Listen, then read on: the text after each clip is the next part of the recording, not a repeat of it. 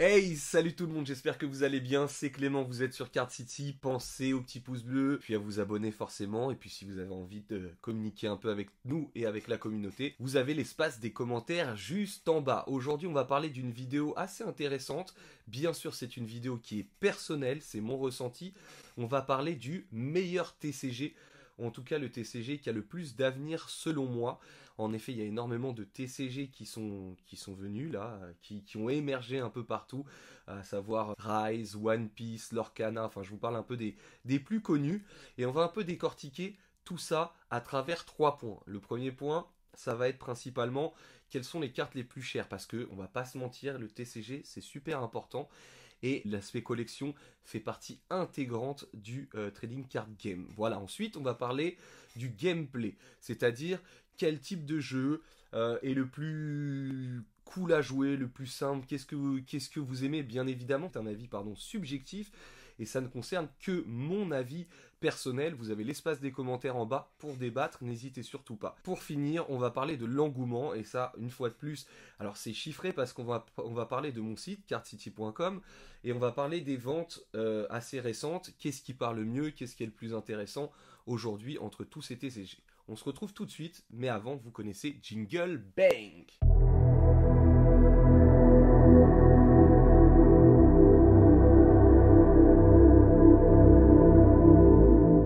On se retrouve aujourd'hui donc pour parler des différents TCG. On en a pris 5. One Piece, Rise, Pokémon, Lorcana, Magic. Je me suis fait 2-3 petites notes pour faire une vidéo assez dégustable, voilà, une petite liqueur en bouche. Pour ce faire, on va commencer déjà par Magic, et pour ça on va passer sur l'écran Card Market, sachant que Magic est le plus vieux TCG, en tout cas le TCG référent. Il est normal que, au niveau des cartes, on trouve un peu les cartes les plus chères normalement. Donc quand on va sur les cartes, sur Magic, on va regarder brièvement, mais voilà, pour que ça vous donne une idée, et vous me direz si vous êtes d'accord ou si vous n'êtes pas d'accord avec ce que je vais vous dire. Alors, quand on va sur les plus chers, forcément, on va se retrouver avec des cartes qui sont extrêmement rares et chères.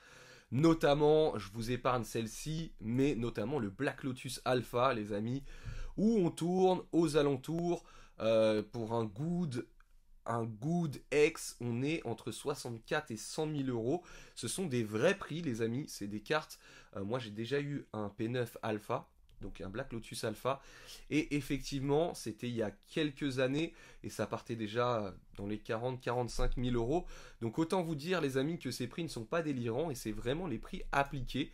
Et ce que vous pouvez voir aussi, c'est que ça concerne pas mal de cartes, notamment les Summer, il Volcanic Summer, après bien évidemment vous avez les Black Lotus Beta. Là ce qui est marrant c'est de voir qu'il y a, vous pouvez le voir ici, des cartes des Seigneurs des Anneaux, les gars numérotés, qui sont à des prix quand même assez délirants. Mettons l'anneau unique numéroté sur 100 est entre 13 000 et 15 000 euros, ce qui est quand même hallucinant les gars, parce que c'est une série très récente, donc c'est quand même fou. Après, le taux de probabilité de tomber sur une, vous voyez, vous avez 100 exemplaires sur je ne sais combien de boîtes, donc c'est plutôt intéressant. Mais comme vous pouvez le voir, il y a quand même énormément de cartes.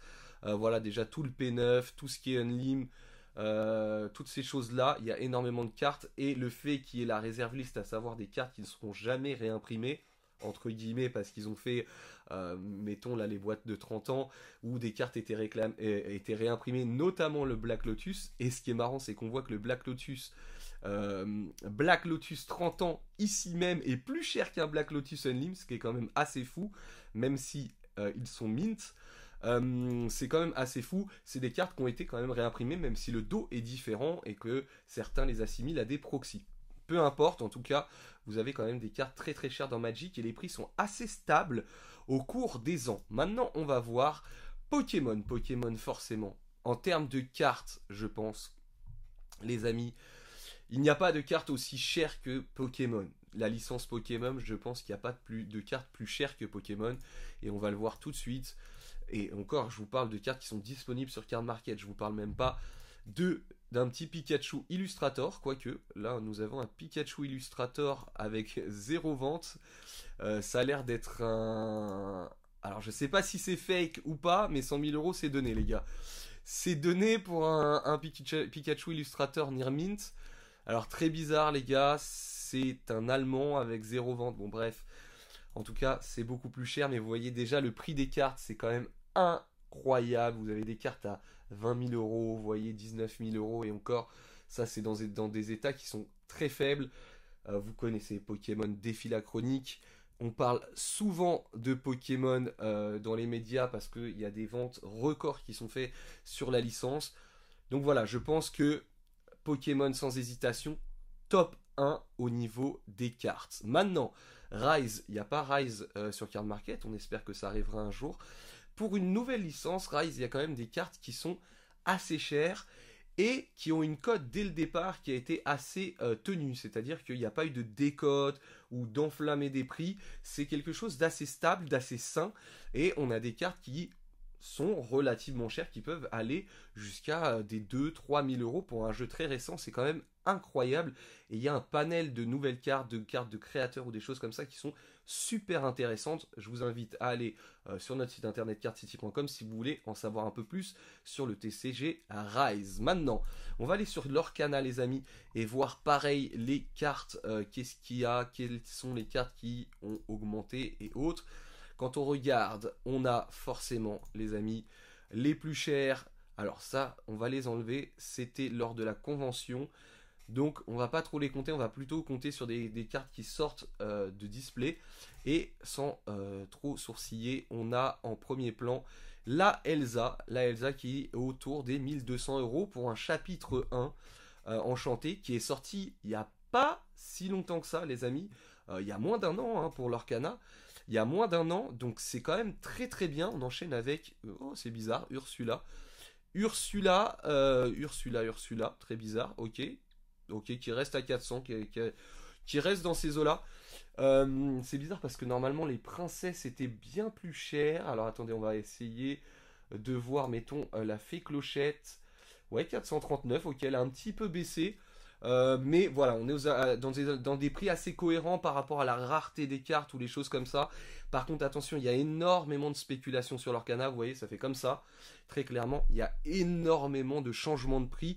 Donc, à prendre avec des pincettes. Mais une Elsa dans les 1000 euros, ça me... Voilà, je pense que c'est pas déconnant. Et maintenant, bien que ça ne m'attire pas plus que ça, que l'univers One Piece n'est pas mon credo, et clairement, voilà, n'est pas le TCG, en tout cas, les illustrations que j'affectionnais le plus et autres. Force est de constater que One Piece est un TCG de dingue, les gars. C'est un TCG de dingue, tout simplement parce que... Ah, on va peut-être pas voir les... Ah si, les cartes sont là. Les prix, pour un TCG récent, les gars. Alors, il y a le côté aussi rare, ça va reprint, tout comme l'Orcana. Donc, on va sûrement revoir les éditions en anglais repop, que ce soit OP1, OP2, OP, enfin bref, toutes les séries. Mais, il n'en est pas moins que les prix sont quand même très, très, très intéressants, notamment pour les cartes de type winner, voilà, qu'on peut avoir dans des tournois ou des choses comme ça. Donc c'est quand même incroyable, vous voyez, bon là 100 000 euros, 80 000 euros, 30 000 euros, ça dépasse Magic quand on voit ça. Et Pokémon, on touche presque à Pokémon, donc c'est quand même compliqué. Maintenant, il y a des cartes telles que celle-ci, Monkey D. Luffy, bon, on est sur 12 000 euros, mais pour moi, effectivement, on est sur des cartes numérotées qui sont très très rares, et ça m'étonnerait pas que, alors j'ai pas vérifié, mais qu'il y ait des ventes à 8-9 000 euros sur ce genre de cartes, donc ce qui est quand même complètement fou parce que vous avez la série globale où vous avez les cartes dans les displays et aussi toutes ces cartes qui agrémentent un petit peu l'univers One Piece. Vous avez un magasin qui a ouvert à Paris, donc la licence se porte très très bien. Et en cartes les plus chères, on va avoir la Luffy, Monkey D. Luffy. Alors il n'y a pas de vendeur français, avec une cote qui avoisine les 2500 euros en japonais. Et pourquoi ah oui, parce que celle-là c'est la japonaise. Est-ce que la japonaise est plus chère que l'anglaise? Bref, l'anglaise est à peu près pareil. Donc une carte un peu plus haut que l'Orcana pour un jeu qui est à peu près dans les mêmes eaux. Pour des cartes sorties de display, c'est super intéressant. Donc qu'est-ce qu'on peut dire, les amis? C'est que sur le point des cartes chères. On va avoir Pokémon sur de l'ancien, pas sur du récent. Et ça, faut vraiment le prendre en considération, que toutes les cartes EV du nouveau bloc, même épée bouclier, ne dépassent pas une carte de One Piece, enfin la carte la plus chère de One Piece ou la carte la plus chère de l'Orcana. Voilà, mis à part le Noctali VMAX alternative d'évolution céleste et le Rayquaza VMAX alternative, toutes les autres cartes de Pokémon sur le bloc épée bouclier et sur le bloc écarlate et violet ne dépassent pas ça. Et le bloc écarlate et violet, on voit que les prix pour des alternatives qui sont durs à tirer, les gars, plus durs que des belles cartes qu'on pourrait avoir dans l'Orcana ou One Piece, ne valent absolument rien. En tout cas, rien. Bien sûr, l'argent, voilà, c'est une somme, mais on trouve des alternatives à 40, 50 euros sur toutes nos dernières séries où les cartes ne tombent absolument pas. Qu'est-ce que ça va faire dans l'avenir? Je ne sais pas. Est-ce que le bloc là est boudé au terme de EV bouclier et qu'ensuite ça va pump lors de la prochaine série, un peu comme tout le temps? Ou alors, est-ce que vraiment écarlate et violet est vraiment boudé? Et dans ce cas-là, les cotes, voilà, vont continuer à diminuer, tout simplement. Donc attention à prendre avec des pincettes. Bien sûr, il y a les gros leaders, Magic, Pokémon, qui sont là en top 1 au niveau du prix des cartes, mais sur de l'ancien. Sur de l'ancien. Maintenant, si on se concentre sur du récent, on va avoir One Piece en premier, les gars, l'Orcana en second, Pokémon, Magic à peu près similaire, et même Rise quasiment similaire avec Pokémon, Magic et Rise. Quasiment tout ça, ça sera similaire. Et on a One Piece qui se démarque en tout cas pour un nouveau TCG, pour du récent, avec les cartes les plus chères. Maintenant, on va parler, les gars, pour que la vidéo soit un petit peu digeste. On va parler maintenant de l'aspect gameplay. J'ai pas joué à tous les jeux, mais je peux vous dire que j'ai joué à Flesh and Blood, j'ai joué à l'Orcana, je joue beaucoup à l'Orcana, j'ai joué énormément à Magic, et j'ai joué à Pokémon, et j'ai pas eu l'occasion de jouer à One Piece, mais j'ai eu quelques échos sur le jeu One Piece. Quand on va parler en termes de jeu, les gars, de gameplay, on va tout de suite enlever Pokémon. Il y a une commu pour le jeu Pokémon, mais le jeu Pokémon est vraiment axé sur la collection. C'est vrai que énormément de jeux sont sur la collection, c'est assez basique, bien sûr, il y a des tryharders, bien évidemment, mais pour avoir joué à Pokémon, je peux vous dire que c'est pas hyper fun comme jeu. Alors il y a beaucoup de gens qui jouent, il y a un circuit compétitif qui est très intéressant, comparé à Magic qui avait un circuit excellent et avec la période Covid qui a complètement arrêté, donc il y a eu un gros détachement des joueurs. Magic reste, je pense, et restera le jeu numéro 1 au monde en termes de TCG, même si moi subjectivement parlant j'adore l'Orcana. Magic c'est une mécanique, un travail fait, attention, c'est principalement réservé à des joueurs un peu accomplis, à des joueurs, voilà, c'est assez compliqué, on rentre pas dedans comme ça, pas dedans si facilement, il y a beaucoup de règles, beaucoup de choses à prendre en compte. Attendez, je vais me mettre en hop.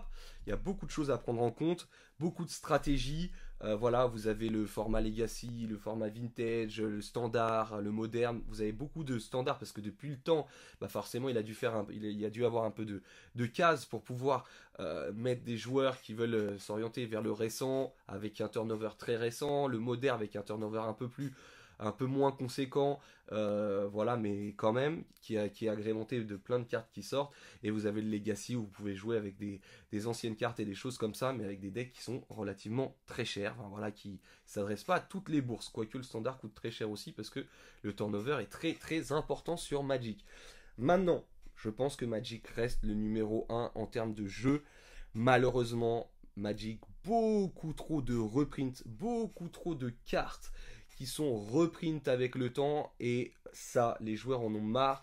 Des séries qui sortent trop souvent à des temps beaucoup trop rapprochés et à des prix qui ne font qu'augmenter. Moi, j'adore Magic, j'aimerais toujours Magic, c'est mon jeu de cœur. Malheureusement, maintenant, il y a des prix, quand on a des displays collector à plus de 500 euros, les gars, c'est compliqué. En tout cas, voilà, en termes de gameplay, moi j'adore Magic. En termes de gameplay numéro 2, je pense que l'Orcana tire son épingle du jeu, vraiment, parce que c'est un jeu magnifiquement bien pensé. Chapeau bas les artistes, les gars. Moi, je suis dessus. Effectivement, pour l'instant, on ne peut pas répondre pendant le tour de l'adversaire, et je ne pense pas que ça arrivera dans les prochains temps. Néanmoins, je trouve que le système de jeu est excellent. Pour 3 chapitres seulement, il y a des centaines de decks à faire.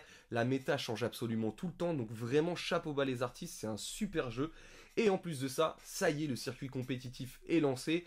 En tout cas, voilà, il y a plein d'événements qui commencent à voir le jour et qui pop, notamment l'événement Challenge, où on pourra gagner le Stitch enchanté, et l'événement de Lille. Je vais essayer de voir les... Parce qu'il y a des autres places qui vont sortir normalement ce soir quand je tourne la vidéo. J'espère que je vais pouvoir m'inscrire, parce que ça a été sold out en 20 secondes. Bref, en tout cas, le circuit compétitif commence à se lancer, commence à se mettre en place, et je doute pas, les gars, qu'avec leur Disneyland Paris...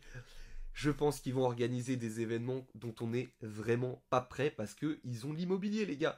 Quand on a l'immobilier et qu'ils ont déjà des lieux, vous imaginez, gros tournoi à Disneyland Paris avec des cartes exclusives. En plus de ça, pour récupérer des cartes, il faut faire le parc. Enfin bref, ils peuvent faire des trucs énormes, vraiment, avec un peu d'imagination. Et je doute pas de ça, vraiment, dans les mois à venir. Maintenant, attention, je le répète, j'avais fait une vidéo à ce sujet. Attention aux fausses cartes, aux fausses enchantées qui sont trop facilement faisables par les faussaires. Attention parce que si déjà on commence à trouver des fake cards pour la suite, ça risque d'être un peu compliqué et ça peut dégoûter pas mal de gens qui mettraient un fort budget, un gros budget dans ce genre de cartes. Ensuite on va avoir One Piece. Malheureusement One Piece, je n'ai jamais joué, mais ça me tenterait bien d'essayer. Maintenant le jeu est uniquement en anglais ou en japonais. Donc voilà, il faut, je pense, avoir quand même un certain background dans les TCG. J'ai hâte de tester pour vous donner un peu mon impression sur le TCG. Maintenant, je peux pas vous dire c'est un super jeu ou pas parce que j'ai pas testé, donc je peux pas vous dire. Maintenant, il y avait Flesh and Blood aussi, Flesh and Blood qui est un super bon jeu qui se joue à la manière de Hearthstone un petit peu si je dis pas de bêtises. Vous avez votre personnage avec des équipements comme à Diablo en fait, puis les équipements au fur et à mesure du temps, ben ils s'émoussent, ils se cassent, vous en avez plus. C'était un jeu franchement qui était très intéressant, mais pour pas vous mentir, assez complexe. Assez complexe, tout aussi complexe que Magic, je dirais, d'une certaine manière, mais c'était quand même un très très bon jeu. En France, ça prend un petit peu moins, mais en tout cas, ils font un très beau parcours. Flesh and Blood, on n'a pas parlé dans la vidéo, mais je crois qu'ils ont fait énormément de pourcentage. Voilà, ils arrêtent pas de s'agrandir et de se développer, donc très bien. Espérons qu'un jour ça fasse surface un peu plus en France, parce que c'est vrai qu'en tout cas là dans le milieu de la France, sud de la France, on entend beaucoup moins parler de Flesh and Blood que fut un temps. C'est bien dommage parce que c'est un très bon jeu. Maintenant je le placerai quand même en dessous de l'Orcana et en dessous de Magic. C'est mon ressenti. Et pour terminer, on va parler Rise. Rise, je ne joue pas, par contre j'ai pas mal de gens qui jouent. Apparemment, le problème c'est que avec la main de départ, ça peut être assez rapide de gagner. Voilà. C'est le petit bémol, c'est que apparemment on peut très vite être létal. On peut très vite faire létal. On peut très vite perdre pour une main. Voilà, c'est un jeu qui apparemment est très rapide. À savoir, voilà. Vous le prenez, vous aimez bien ou vous aimez pas, mais c'est vrai qu'il y a des combos assez durs. Et le jeu manque peut-être un petit peu de tempérament, un petit peu de synergie, d'égalité ou des choses comme ça. Bien évidemment, je suis pas un gros joueur de Rise, je connais un petit peu. Par contre, j'ai des amis qui jouent et c'est ce qui s'en est dégagé. Et après, voir par la suite comment François va agrémenter. François, c'est le créateur du jeu. Va agrémenter tout ça, le jeu, pour en faire un jeu un peu plus plus complexe, un peu plus, je sais pas, qui a un peu plus d'interaction, de choses comme ça, qui dure un petit peu plus longtemps. Donc je dirais Rise au-dessus de Pokémon, mais quand même en dessous de l'Orcana et Magic. Après, à voir dans le temps, c'est un jeu très très récent. Voilà pour le côté gameplay. Donc si on reprend le gameplay, Magic en première position. Mais c'est un jeu qui a... Voilà. Et le problème, c'est que Magic a un peu du mal à se renouveler. Il y a un peu beaucoup de print, de reprint et tout ça. Donc ça reste le leader en termes de jeu, vraiment, voilà, si vous avez envie de vous amuser et d'avoir des parties tout le temps différentes, et vraiment, voilà, Magic, ça reste Magic, on va pas se mentir. En deuxième, je dirais bah, Lorcana, les amis. Et en troisième, à voir One Piece, parce que je connais pas. One Piece, Rise, en dernier Pokémon, hein, clairement, je trouve que c'est pas vraiment enfin, c'est pas un super jeu, en tout cas, c'est pas un jeu qui me plairait de jouer tout le temps, tout le temps, tout le temps, vraiment à Pokémon. Ça... Voilà. Et maintenant, on va finir avec l'engouement. L'engouement, on va parler de mon site, cardcity.com. Qu'est-ce qu'on vend le plus? Et ce qu'on vend le plus sur Card City, c'est Rise et c'est Lorcana. Pokémon depuis Écarlate et Violet, c'est wouh, voilà. Hein, on va pas se mentir, c'est quand même très très très en baisse. Il faut pas se cacher, ça veut pas dire que le volume n'est pas important. Ça veut dire que sur mon site, c'est moins important. Parce que le volume, sachant que tout le monde fait du Pokémon, là, le volume doit être très très important. Et voilà, mais on sent quand même bien que ça peine. Ça peine, et à chaque série qui sort après, en Écarlate et Violet, voilà, il y a des cartes qui changent, hein. Il y a des très très belles cartes, on va pas se mentir, mais il n'y a pas le truc. Il n'y a pas le truc que les collectionneurs cherchent. Il n'y a pas les prix qui vont avec par rapport à la dureté de drop certaines cartes. Il y a plein de choses qui vont pas. Pokémon a inondé le marché et je suis pas sûr que ce soit une bonne chose. Alors je veux pas revenir pendant la hype où on trouvait absolument aucun produit. Je dis pas ça, je veux pas retourner dans cette période. Mais un juste milieu, là on trouve vraiment des produits absolument partout sur des séries qui, ben justement, où il n'y a aucun attrait, les cartes ne valent rien, c'est-à-dire qu'on est impossible de se rembourser avec une display, même si on drop la meilleure carte de la série, c'est quasiment impossible de se rembourser, et je suis désolé, c'est mon avis, mais je vous le dis, et je m'en fous de ce que les gens pensent. Un TCG où il n'y a pas l'aspect collection, où il n'y a pas l'aspect argent, n'est pas réellement un TCG, dans le sens où ça a toujours été comme ça, le marché secondaire fait que les marchés explosent. Maintenant Pokémon, attention, là on parle du récent, sur l'ancien bien évidemment la hype monte, et ça a toujours été comme ça, quand le récent monte, l'ancien descend, et vice versa, ça a toujours été comme ça. Il y a même des prix qui sont un peu aberrants sur l'ancien. Maintenant attention, c'est pas si facile de vendre que ça. Vous mettez une display Évolution Céleste à 700 €, elle part pas dans l'instant. Maintenant, il y a quelques ventes, effectivement. Ce qui veut dire bien que, quand même, voilà, il y a quand même un engouement. Mais voilà, on est retourné sur épée bouclier qui monte, qui monte, qui monte. Jusqu'à où? Jusqu'à quand? Je ne sais pas. Mais voilà, par rapport à Écarlate et Violet. Donc, en récent, Pokémon, je vais pas vous mentir, moyen. En ce moment, c'est vraiment, en tout cas, on vit pas avec Pokémon. Nous, en tout cas, on vit pas avec Pokémon. Rise, c'est en perpétuelle constance, vraiment. C'est toujours, voilà, ça se vend bien, carte à l'unité, display. On attend la bêta avec impatience, et ça va être énorme. Mais ouais, Rise, il y a une vraie communauté solide. Ils sont pas des millions, c'est pas un TCG, voilà, mais pour un TCG vraiment qui est d'une très bonne facture avec des magnifiques cartes, franchement, François n'a pas à pâlir face aux autres TCG, et c'est un TCG qui chez nous marche plutôt bien. Tops marche assez bien aussi. On n'en fait pas assez, je pense. Si Tops, vous me voyez, les gars, on va discuter, parce que c'est vrai qu'on a envie de proposer un peu de Tops aussi, parce que ils font fort quand même avec les signatures, les numérotés. Il y a ce côté un peu collection, c'est vraiment top. Tops, c'est vraiment top. À voir dans l'avenir. Je peux pas vous dire que c'est ça qui cartonne sur le site, parce qu'on en a très peu, mais quand on en a, ça part assez bien. Donc à voir dans l'avenir. Et Lorcana, voilà, Lorcana qui fonctionne très très bien aussi. Attention, Lorcana aussi qui a inondé le marché avec des cartes. Ils ont vu que ça fonctionnait, donc la poule aux œufs d'or. Ring, allez, on envoie des displays.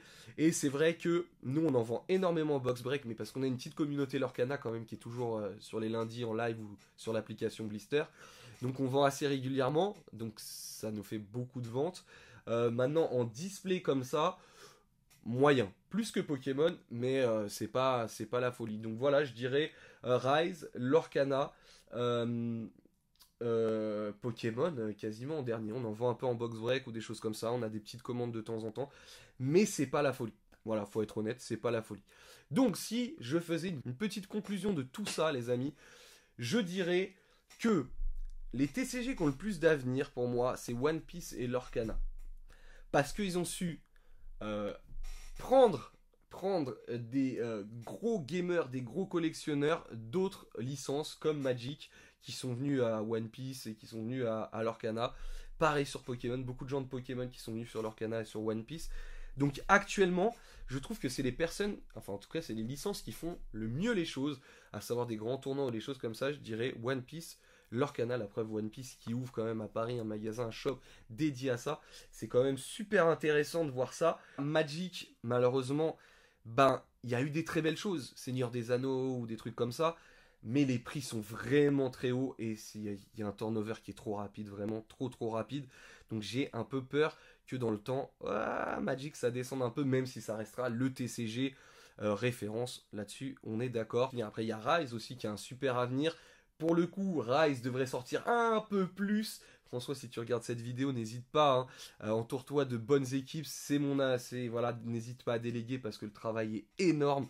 Il est colossal, je sais même pas comment tu fais, mais je pense que si tu avais une petite équipe avec toi, ça pourrait exploser vraiment tout, vu la qualité des cartes, le travail et des choses comme ça. Rise, très très bien parti. Magic en baisse un peu pour moi, je trouve, hein, vraiment.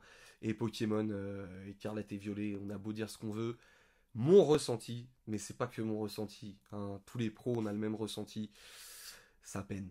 Ça peine les gars, ça peine. Dites-moi dans les commentaires ce que vous en pensez. Défendez corps et âme votre TCG, attention pas de haine, pas d'embrouille, hein. C'est la communauté, on est pisse, tranquille, on parle de TCG, de notre passion. C'était Clément, pensez à vous abonner les gars, le petit like. À très vite.